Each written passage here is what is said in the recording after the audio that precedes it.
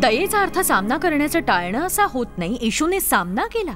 त्याने लोकांचा सामना केला, समस्यांचा सामना केला, लोकांवर प्रीती केली.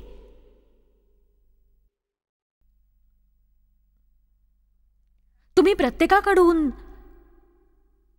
परिपूर्णतेची अपेक्षा करणं सोडून द्या, कारण आपल्यापैकी कुणीही परिपूर्ण नाही. योहान अध्याय 2 वचन 24 आणि 25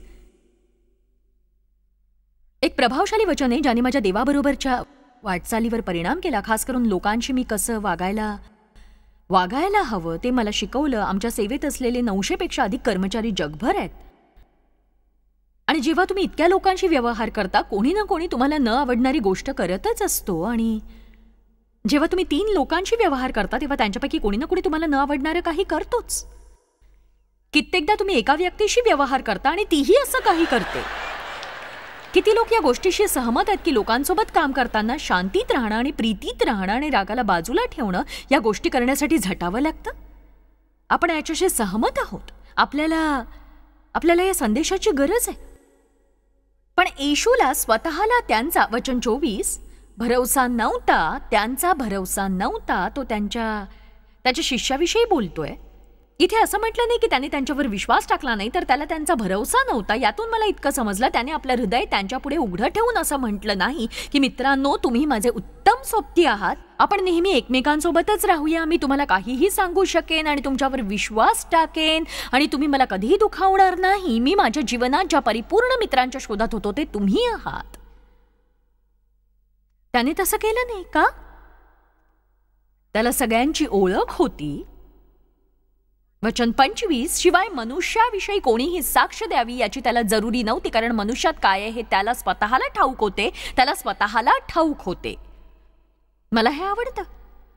बघा, जेव्हा तुम्ही एका नव्या कामावर जाता आणि स्वतःशी एक लहानसं संभाषण करून जेव्हा असं म्हणता की खरं तर ही नोकरी काही परिपूर्ण नाही, माझा बॉसही परिपूर्ण असणार नाही, माझ्या सोबतीचे लोकही परिपूर्ण असणार नाहीत आणि मी सुद्धा परिपूर्ण नाही, म्हणून मी प्रत्येक दिवशी जाऊन दयाळू वृत्तीने वागण्याचा प्रयत्न करीन. बघा, तुम्ही आपलं मन दृढ करून चालायला हवं. जेव्हा आपण चुकीच्या अपेक्षा करत नाही तेव्हा आपल्याला आशा असते, कारण चुकीच्या अपेक्षा असल्या तर आपण दुःख आणि वेदनांसाठी स्वतःला जणू काही तयार करून ठेवतो. मला असं वाटलं होतं की मला दुखावणारी तू जगातली शेवटची व्यक्ती अशी. बघा, तुम्ही चुकीची अपेक्षा केलीत, कारण जर तुम्ही एखाद्यासोबत जास्त काळासाठी राहिलात तर तुम्हाला त्यांच्यामध्ये अशा काही गोष्टी दिसणार ज्या तुम्हाला आवडणार नाही. कोणी मनुष्य थोड्या वेळासाठी काही सहन करू शकतो. जेव्हा तुम्हाला एखाद्यासोबत दिवसामागून दिवस काढायचे असतात, दिवसामागून दिवस, तेव्हा ते नक्कीच कठीण असतं. म्हणून पेत्रा म्हणाला, प्रभू सांग किती वेळेला. हे माझं वैयक्तिक मत आहे, पण मला खात्री आहे पेत्राचं योहानाबरोबर पटत नसावं, कारण मला पेत्राचं व्यक्तिमत्व ठाऊक आहे. मी बायबलमध्ये नवा अध्याय लिहित नाहीये, पण ऐका, मला पेत्राचं व्यक्तिमत्व ठाऊक आहे, कारण जेव्हा योहान म्हणाला की मी तो आहे ज्याच्यावर येशूची प्रीती आहे, तेव्हा मी सांगू शकते की पेत्राला खटकलं असावं. आणि मी हे पाहू शकते की जेव्हा योहान येशूवर टेकून म्हणत असेल, येशू माझ्यावर प्रीती करतो, तेव्हा पेत्र नक्कीच योहानावर दातोट खात असणार. आता हे फक्त माझं मत आहे, पण बघा, हे सगळे शिष्य 3 वर्ष एकत्र होते आणि तेही दिवस रात्र, आणि त्यांचे बरेचसे मतभेदही असतील. जितका जास्त सहवास तितके दुर्गुण लक्षात यायला लागतात. त्यामुळेच तुम्ही प्रार्थना करून पवित्र आत्म्याशी सहकार्य करायला हवं, इतरांच्या अपयशाविषयी तुम्ही दयाळू व्हावं म्हणून. आणि बघा, शिष्य नेहमीच चुकायचे आणि येशू त्यांना क्षमा करायचा. त्यांच्यापैकी कोण मोठा यावर ते वाद घालायचे. प्रार्थना करायला सांगितलेली असताना ते सगळे झोपले होते. पेत्राने येशूला 3दा नाकारलं आणि तरीही येशूने दयाच दाखवली. पुनरुत्थानाच्या सकाळी तो म्हणाला, जाऊन माझ्या शिष्यांना सांग, आणि पेत्रालाही. येशूने फक्त पेत्राच्या नावाचा उल्लेख केला. जाऊन माझ्या शिष्यांना सांगा, आणि हो, पेत्रालाही सांगा. मला त्याचा राग नाहीये, तो अजूनही माझाच आहे. त्याने मला 3दा नाकारलं तरीही एक सांगू, येशू शिष्यांवर का रागवला नव्हता ते ठाऊक आहे? कारण दया प्रत्येक अशक्तपणा समजून घेत असते. कर्मठपणा लोक काय करतात तेच पाहतो, पण देव आपण जे करतो ते का करतो याच्या पलीकडे पाहतो, आणि म्हणूनच तो आपलं इतकं सहन करू शकतो आणि आपल्याला आरोग्य बहाल करू शकतो. देवाने पुष्कळ वर्ष माझ्या पुष्कळ गोष्टी सहन केल्या, कारण त्याला ठाऊक होतं की लहानपणापासून मला कशी वागणूक मिळाली आहे. त्याला ठाऊक होतं मला त्याची ओढ होती, पण वाईट वागणूक मिळाल्यामुळे मला माझ्या दैहिक स्वभावावर काही जय मिळवता येत नव्हता. आणि म्हणूनच येशूला ठाऊक होतं की शिष्यांच्या मनात भीती आहे. पेत्राच्या मनातही माणसांविषयीची भीती होतीच. ते घाबरलेले होते.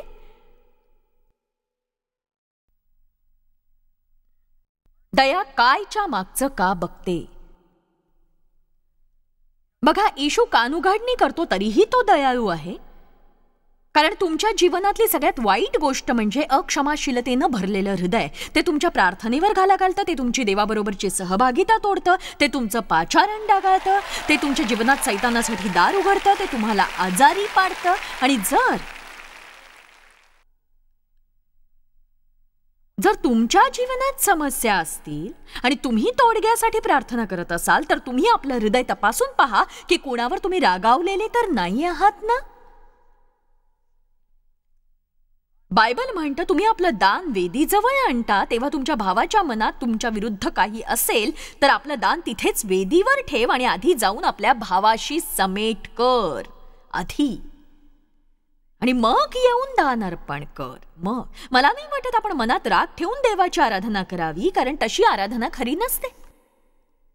बघा, आम्ही पहिल्या रांगेत उभे राहायचो जेव्हा आम्ही पूर्वीच्या चर्चला जायचो, जिथून आमची सेवा सुरू झाली होती. पण तेव्हा माझ्या सेवेला म्हणावी तशी सुरुवात झाली नव्हती. मी घरगुती शास्त्राभ्यासाचे वर्ग घ्यायचे आणि चर्चला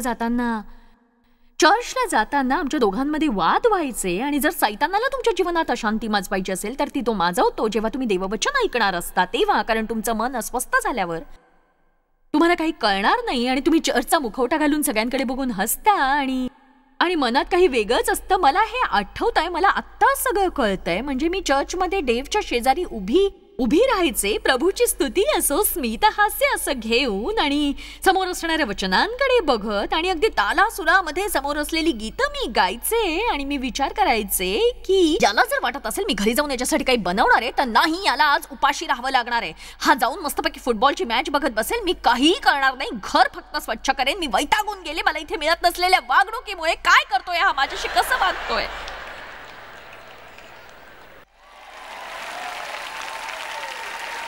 बघा, देवाला चिंता असते तुमच्यामध्ये असलेल्या गुप्त मनुष्याची. आपण जो देखावा करतो त्याची नव्हे, तर हृदयातल्या गुप्त मनुष्याची.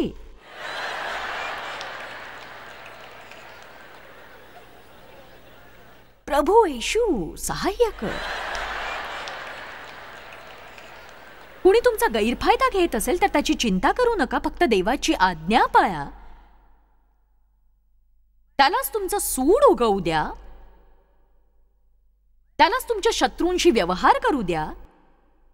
देवच आमचा सूड उगवणार आहे. जर आपण स्वतःची काळजी घेण्याचा प्रयत्न केला तर त्याला तशी संधी मिळणार नाही. तुम्ही तुमच्या बॉसवर रागावले आहात का? कार्यालयातल्या ज्या व्यक्तीला तुमच्याऐवजी पदोन्नती मिळाली त्याच्यावर तुम्ही चिडला आहात का?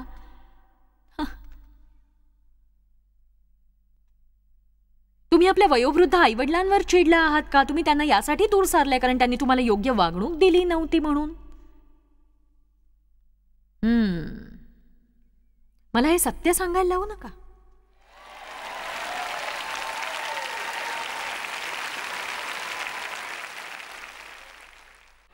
दयाळू वृत्तीच्या वैशिष्ट्यांकडे आपण बघूया, म्हणजे आपल्याला कळेल ती आपल्यात आहेत की नाही. आता बघा, दया हे एक कृपादान आहे जे माझ्याजवळ नाहीये.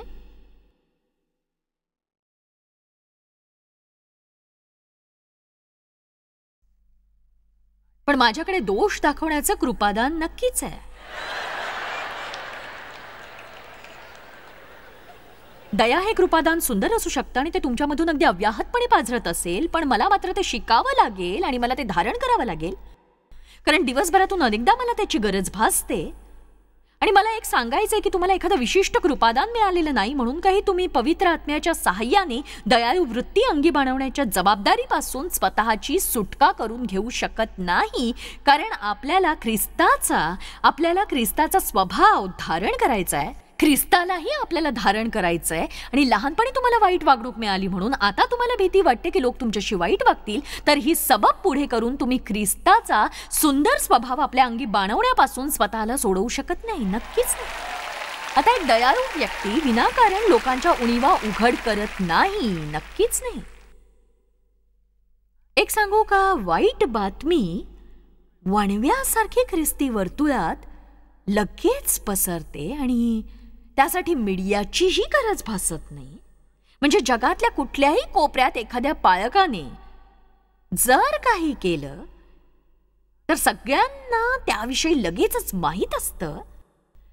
पण चांगली बातमी मात्र इतक्या लवकर पसरत नाही आणि ही वाईट गोष्ट आहे जी देवाला आवडत नाही. सर्वप्रथम वाईट बातमीवर विश्वास ठेवू नका. 2 किंवा 3 विश्वासू साक्षीदारांच्या मुखातून तुम्ही ती ऐकल्याशिवाय. आणि दुसरं म्हणजे की आपण सत्य जाणत नाही. आणि तिसरं, बायबल म्हणतं प्रीती कधीच अनितीमध्ये आनंद मानत नाही. मला ठाऊक आहे माझ्याविषयी खोट्या गोष्टी पसरवल्या गेल्या आहेत ज्यात काहीही तथ्य नव्हतं. आणि मी आमच्या सगळ्या मित्रांचं आणि भागीदारांचं कौतुक करते जे म्हणाले की आमचा यावर मुळीच विश्वास नाही. आपण वाईट गोष्टींवर विश्वास ठेवून त्या इतरांना सांगण्यासाठी इतके उतावे का होतो? कारण वाईट गोष्ट आपल्यातच वसते, पण आपण देहाचा ऐकता कामा नये. आपण आत्म्याने चालून नेहमी तेच करायला हवं जे प्रभूला हवं असतं. आमेन.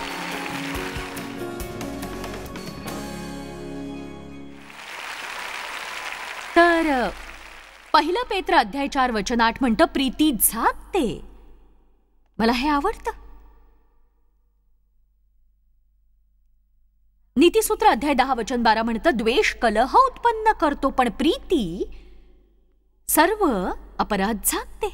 बघा, योसेफाने सुंदर गोष्ट केली जी त्याचा स्वभाव दाखवते. जेव्हा योसेफाला स्वतःला आपल्या भावांना प्रगट करायचं होतं की तो कोण आहे, तेव्हा त्या खोलीमध्ये त्याच्या भावांव्यतिरिक्त आणखी पुष्कळ लोकही हजर होते. मला माहित नाही तुमच्या हे लक्षात आलंय की नाही, पण त्याने सगळ्यांना त्या खोलीतून घालवलं आपल्या सर्व भावांना आपली खरी ओळख देण्यापूर्वी. का ठाऊक आहे, कोणी त्यांच्याबद्दल वाईट विचार करू नये म्हणून. आणि ही एक सुंदर वृत्ती आहे. ठीक आहे, आपण जाऊया उत्पत्ती 9 मध्ये आणि वाचूया वचन 18. माझी प्रार्थना आहे की काही वचनं पाहत असताना आपल्यातील प्रत्येकाच्या मनात देवाचं भय निर्माण व्हायला हवं, कारण आपल्या मनामध्ये देवाविषयी आदरयुक्त भय असायलाच हवं. या एका गोष्टीमुळे कोणतीही व्यक्ती योग्य ते करायला नक्कीच तयार होईल, त्यांची तशी इच्छा नसली तरी. आणि मी हे सांगू शकते की एक महत्वाची गोष्ट अनेक ख्रिस्ती लोकांच्या जीवनात आज आढळत नाही. तुम्ही देवाशी इतके परिचित झाला आहात की आता तुम्हाला परमेश्वराचं भय वाटेन असं झालंय. पण लक्षात ठेवा, देव हा देव आहे आणि तो जे काही बोलतो ते तो करतो. जर त्याने म्हटलं तो आशीर्वाद देईल तर तो देईलच. जर तो म्हणाला तू सध्या काहीच करू नकोस तर तुम्ही काहीच करू नका, कारण जर काही कराल तर अपयशी व्हाल. जे काही या पुस्तकात लिहिण्यात आलंय ते आपल्या उन्नतीसाठी आहे. हे काही गोष्टींचं छानसं पुस्तक नाहीये जे कुणीतरी आपल्या कल्पनेमधून साकारलेलं आहे. या गोष्टी आपल्या मार्गदर्शनासाठी आणि उन्नतीसाठी आहेत. उत्पत्ती अध्याय 9 वचन 18. आणि नोहाचे मुलगे तारवाबाहेर निघाले. त्यांची नावे शेम, हाम आणि याफेत होती. आणि हाम हा कनानाचा बाप होता आणि हे नोहाचे 3 मुलगे होते. यांच्यापासून पृथ्वीभर लोकविस्तार झाला. आणि नोहा शेतकी करू लागला. त्याने द्राक्षाचा एक मळा लावला आणि तो द्राक्षरस पिऊन गुंगला आणि आपल्या डेऱ्यात उघडा वागडा. आता नोहा दीर्घकाळासाठी तारवामध्ये होता आणि मला वाटतं त्याला आता पार्टी करावीशी वाटली. त्याने द्राक्ष लावली, त्याचा रस काढला आणि गरजेपेक्षा अधिक प्यायला. असं वाटतं की तो नशेत होता, कारण त्याने आपले कपडे काढले आणि तंबूत उघडा वागडा पडला. तुमचं माझ्याकडे लक्ष आहे ना? आता हे बघा, तेव्हा हाम जो कनानाचा बाप होता त्याने आपल्या बापाची नग्नता पाहिली आणि ती त्याने आपल्या दोघा भावांस बाहेर जाऊन कळवली. तुमचा विश्वास बसणार नाही, डॅडी बघा पिऊन पडलेत आणि त्यांच्या अंगावर एक सुद्धा वस्त्र नाहीये.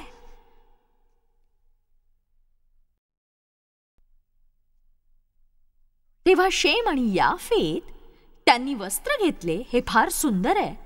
त्यांनी ते वस्त्र आपल्या खांद्यावर ठेवले आणि पाठमोरे होऊन ते तंबूत गेले. पाठमोरे असतानाच त्यांनी आपल्या बापाची नग्नता झाकली आणि त्यांची तोंडे पाठमोरी होती म्हणून त्यांना बापाची नग्नता दिसली नाही. दुसऱ्या शब्दात त्यांनी त्याचे दोष झाकले. आता बघा, जेव्हा नोहा त्याच्या गुंगीतून सावरला तेव्हा आपल्या धाकट्या मुलाने काय केले हे त्याला समजले. तो म्हणाला की कनान शापित हो, तो आपल्या बांधवांच्या दासांचा दास होईल. आणखी तो पुढे असंही म्हणाला, शेमाचा देव परमेश्वर धन्य. तो म्हणाला शेमाचा देव परमेश्वर धन्य आणि कनान त्याचा दास होईल आणि देव याफेताचा विस्तार करील आणि तो शेमाच्या डेऱ्यांमध्ये राहील आणि कनान त्याचा दास होईल. आता आणखी कोणतं स्पष्टीकरण हवंय? हो, मला माहिती हा जुना करार आहे, पण बघा, जुना करार नव्या करारात संपलेला नाही. नव्या करारात जे काही घडतंय, मला वाटतं लोकांचा कृपेविषयी गोंधळ झालाय. कृपा ही पापमय आणि स्वैर जीवन जगण्यासाठी मिळालेली गोष्ट नाहीये. कृपा म्हणजे पवित्र आत्म्याच्या सामर्थ्याने देव आपल्याला सांगेल ते सगळं काही अगदी सहजपणे करणं. कारण आपण ते आपल्या देहाच्या कर्मांनी करू शकत नाही, तर आपण देवाला सहाय्यासाठी बोलावून प्रत्येक गोष्ट त्याच्या सामर्थ्याने करू शकतो. असं वाटून घेऊ नका की कृपा म्हणजे फक्त बघा कृपा कृपा कृपा कृपा कृपा कृपा कृपा. माझ्यावर झालेली कृपा मला प्रिय आहे, पण मला कधी थोडी काळजी वाटते जेव्हा लोकांना वाटतं की कृपा म्हणजे ते मनाला वाटेल तसं वागू शकतात. बघा, आपण नव्या कराराखाली जगतो आणि तीच कृपा आहे. कृपेचा अर्थ हा नाही की तुम्ही पापमय जीवन जगाल आणि देव त्याकडे साफ दुर्लक्ष करील. कृपा म्हणजे आपल्या गुडघ्यांवर येऊन प्रभूला म्हणणं, मला तुझ्या इच्छेप्रमाणेच वागायचंय, मला अक्षमाशीलतेशिवाय जीवन जगायचंय, मला कडवटपणाशिवाय जीवन जगायचंय आणि मला हे स्वबळावर शक्य नाही. पण जर तू मला कृपा पुरवलीस, जर तू माझ्यावर दया केलीस, तर मी इतरांची दयेनं आणि कृपेनं वागू शकेन. पण प्रभू, तू जर मला मदत केलीस तरच. आणि मी राग धरणार नाही, मी रागाने जगणार नाही, मी कडवटपणा धरणार नाही, सूडभावना बाळगणार नाही. तू म्हणतोस मी दया धारण करू शकते आणि तुझ्या सामर्थ्याने मी दया धारण करीन. आमेन.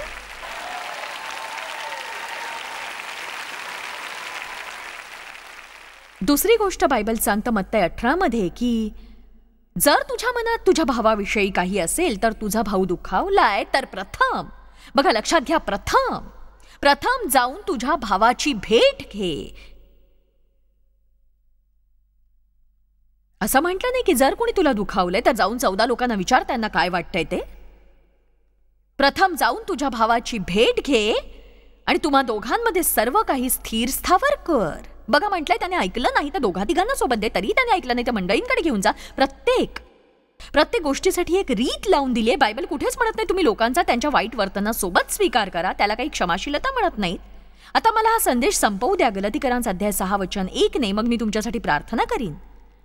बंधुजनो हो, कोणी माणूस, कोणी व्यक्ती, तुम्हाला न आवडणारी व्यक्ती ही, कोणी माणूस एखाद्या दोषात सापडला तरी जे तुम्ही आध्यात्मिक वृत्तीचे आहात, आध्यात्मिक वृत्तीचे म्हणजे आपण जे नेहमी पवित्र आत्म्याच्या प्रेरणेने चालवले जातात, आध्यात्मिक वृत्तीचे असण्याचा अर्थ ते तुम्ही अशाला सौम्य वृत्तीने ताळ्यावर आणा. आता ताळ्यावर आणण्याविषयी आपल्याला काही समस्या नाहीये. हो, मला मान्य आहे प्रभू ताळ्यावर आणणं, पण त्याचा अर्थ आहे त्याला स्थापित करणं. आणि स्थापित करणं म्हणजे त्याच्याकडे पाहण्याचा दृष्टिकोन बदलणं, त्याला सावरणं. आणि मला हे आवडतं. आणि हे करताना स्वतःला श्रेष्ठ समजू नका, तर पूर्ण सौम्यतेने वागा आणि स्वतःवर काळजीपूर्वक लक्ष ठेवा, परीक्षेत पडू नये म्हणून. तर मग बघा, उत्तम उपाय हाच आहे की जेव्हा कुणी अशा गोष्टी करतं ज्या तुमच्या मनाला वेदना देतात, तेव्हा त्यांच्यावर रागवण्यापेक्षा आणि त्यांना धडा शिकवण्याच्या प्रयत्नांमध्ये अनेक दिवस त्यांना स्वतःच्या जीवनातून दूर सारण्यापेक्षा मोठ्या मनाने तुम्ही म्हणू शकता की एक सांगू, मला वाटतं की आपल्यामध्ये दुरावा नसावा. ऐका, मी सुद्धा माझ्या जीवनात बऱ्याच वाईट गोष्टी केल्या आहेत. मी समजू शकतो. बघा, पुष्कळदा लोक आपलं मन दुखावतात आणि त्यांना ते ठाऊक नसतं. ते नेहमी सारखंच जगत असतात वाईट, आणि त्यांना त्याची जाणीवही होत नाही की ते काय करतायत. माझी मुलगी एकदा एका औषधाच्या दुकानात रांगेत औषध घेण्यासाठी उभी होती आणि तिथली कारकून वेड्यासारखं वागत होती अगदी, आणि म्हणजे अगदी सणकी होती, विचित्र, चिडखोर. आणि माझी मुलगी तिथे विचार करत होती की मी तिथे वर जाईन, जर ती माझ्याशी असं वागली ना तर मग मी तिला बघेन, मी मॅनेजरला बोलवून आणेन आणि मग मी असं करीन आणि तसं करीन. आणि मग तिला आठवलं ती माझी पुस्तकं कारमध्ये घेऊन फिरते समस्येत असलेल्यांना देण्यासाठी. तिला उमगलं की तिने रांगेतली आपली जागा सोडून तिथून बाहेर पडावं आणि कारकडे जाऊन तिच्यासाठी एक पुस्तक घेऊन परिस्थिती हाताळावी. आणि तिच्या जीवनात काय चाललं असेल कुणास ठाऊक, आणि तिच्या पतीने तिला सोडलं असेल किंवा तिने आपलं मूल गमावलं असेल, सांगता येत नाही काय झालं असेल तिच्या जीवनात ज्यामुळे ती असं वागत असेल. आणि बघा, दया प्रत्येक गोष्टीमागचं कारण बघत असते. आणि जेव्हा माझी मुलगी तिथे पोहोचली तेव्हा ती म्हणाली की एक सांगू का, तुझा आजचा दिवस खूप वाईट आहे, पण मला तुला हे सांगायचंय की देवाला तू आवडतेस. माझ्या आईने हे पुस्तक लिहिलंय जे मला तुला द्यायचंय, कारण हे तुला प्रोत्साहित करेल. आणि एक सांगते, आपल्यामधले मतभेद उत्तमरित्या हाताळले जाऊ शकतात, नाही का? नाही का? ठीक आहे, हे मजेशीर नाहीये, पण मी हे करीन. किती जण इथे, मला काय म्हणायचं ते तुम्हाला ठाऊक आहे?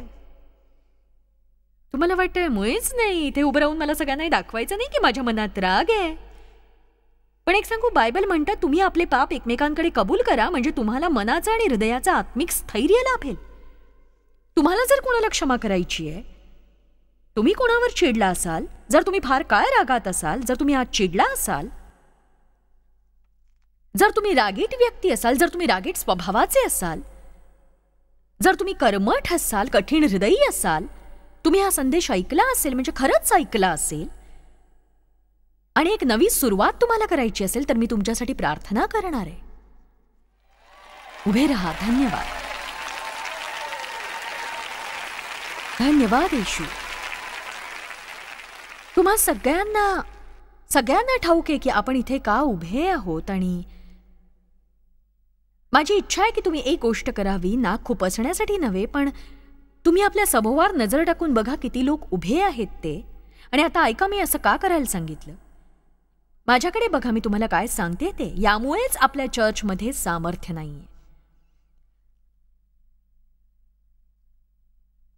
आपल्यातील प्रत्येक व्यक्तीने ही जबाबदारी स्वीकारायला हवी की त्याने ख्रिस्ताचा असा प्रतिनिधी बनावं ज्याच्याद्वारे देव आपलं कार्य करून घेईल. आम्ही इथल्या प्रत्येकाने तसंच बनावं. पित्या येशूच्या नावाने मी मागते, इथल्या प्रत्येक व्यक्तीची नवी सुरुवात व्हावी. माझी खात्री आहे त्यांनी तुझं वचन ऐकलंय, पण मला ठाऊक आहे की तुझ्या साह्याशिवाय ते घरी जाऊन त्याप्रमाणे वागू शकणार नाहीत. त्यांनी ठरवलंय म्हणून ते तसं वागू शकत नाहीत. त्यांना अभ्यास करून प्रार्थना करावी लागेल, त्यांना दया धारण करावी लागेल, आणि तोवर धारण करावी लागेल जोवर ते त्यांच्यात उतरत नाही. मी येशूच्या नावाने सैतानाला धमकावते, मी कलहाच्या दुरात्म्याला धमकावतेय, मी सर्व कडवटपणा आणि तिरस्कार आणि अक्षमाशीलता आणि राग यांना धमकावते, आणि मागते प्रभू की आम्हाला फक्त तुझ्या प्रतिमेमध्ये घडवत ने. बघा, आपण लोकांसोबत जितका वेळ घालवतो तितकी जास्त शक्यता असते आपण दुखावले जाण्याची किंवा त्यांच्या चुका दिसण्याची. आणि म्हणून लोकांच्या अपयशाबद्दल सहानुभूती बाळगायला आपण शिकायला हवं, कारण आपण हे विसरायला नको की आपल्या जीवनातही आपल्याला याच सहानुभूतीची गरज भासू शकते. आणि म्हणून आपण चांगले नातेसंबंध जपायला हवेत, आणि त्यासाठी आपण लगेच क्षमा करायला हवी. प्रभू तुम्हाला आशीर्वाद देवो.